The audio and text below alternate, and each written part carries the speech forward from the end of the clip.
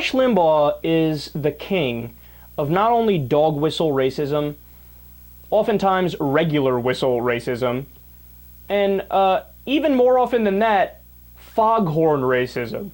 I mean, this guy's like, I'm a racist. And I love, remember when Breitbart was alive, he went on Bill Maher's show, Rush isn't a racist. What the fuck are you talking about? He's not a racist. No!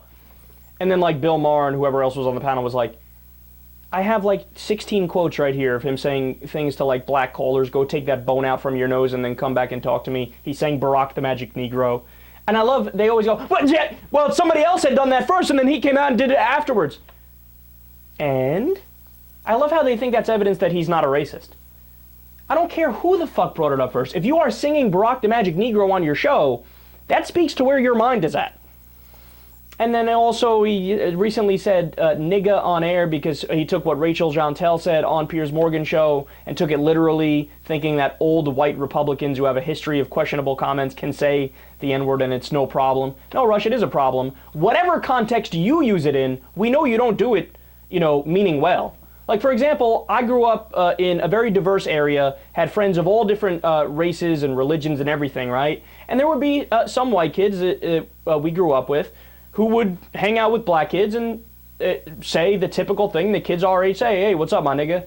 And it would be nothing because they know that they're not racist. That's already established. But Rush, you are racist. So if you say it under any context, we know how you mean it. It's a wink and a nod to the people on the right. And oftentimes, again, it's not even a wink and a nod. It's just I'm racist. Yes, I'm racist. And I can go on and on. The NFL looks like a fight between the Bloods and the Crips way too often. Right, anybody who's black to Rush is Bloods, Crips. Bloods, Crips. They're Bloods and the Crips. They're criminals. That's what they are. So listen to what he said here, talking about Obama's Syria policy. And then I'm going to explain something that really crystallizes. You're already going to be able to tell it's racist. But then afterwards, I will crystallize it even further for you. When it comes to Syria, have you ever heard Obama talk about regime change as an objective? You have not, have you? You have not. And they're reinforcing that today. No. In fact, this operation of Bush had shock and awe. We're looking at Shuck and Jive here. That's what I'm going to name this. The Obama operation in Syria, Operation Shuck and Jive, because that's what this is. No, we don't do shock and awe. That's too big. That's too dangerous. That's too mean. We're not. No. But I've never heard Obama talk about regime change. Okay. So that's really interesting there. I'm just jotting down some thoughts here. All right, so first of all, you know what that means? Shuck and Jive. That's a term that originated, it's an old slave term, where if Massa was walking by and he thought that the slaves were talking negatively about him, they would change the topic immediately and abruptly, and they would start talking about something else, but they would do an acting job while they're doing it to try to convince and go over the top and say, see, Massa, I'm not talking about you, I'm talking about something else, or they go right back to work while they're talking and change the subject. And that's where shuck and jive came from. You shuck, and as you jive, you talk, right? Now, just the fact that you would use that term, you know what you're doing. Like, it's not an accident he chose that term. And it's not like race has nothing to do with it. Of course it has something to do with it. Of course it has to do with the fact that Obama's African American. It was originally a slave term, and he wants to invoke it. And that is an example of a dog whistle. And in this case, it might actually be a regular whistle, because everybody knows what he's talking about when he says that. But here is what I think is the nail in the coffin. Understand, Rush Limbaugh is against intervention in Syria. He said that repeatedly.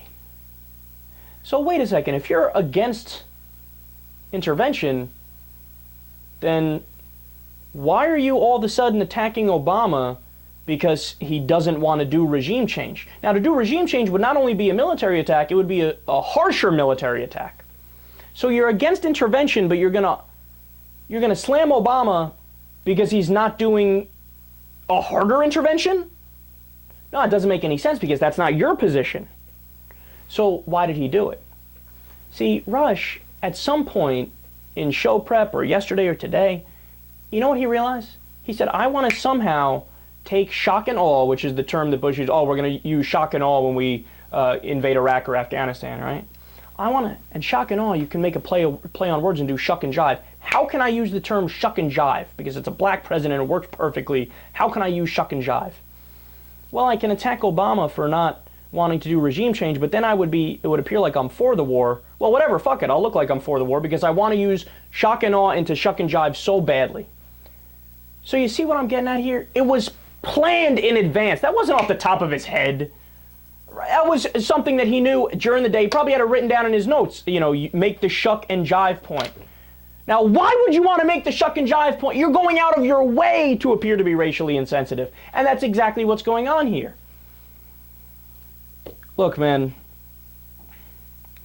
He's just a loathsome guy. He doesn't even care about the policy debate or the policy discussion or the direction the country should go. Should we be interventionist? Should we be non-interventionist?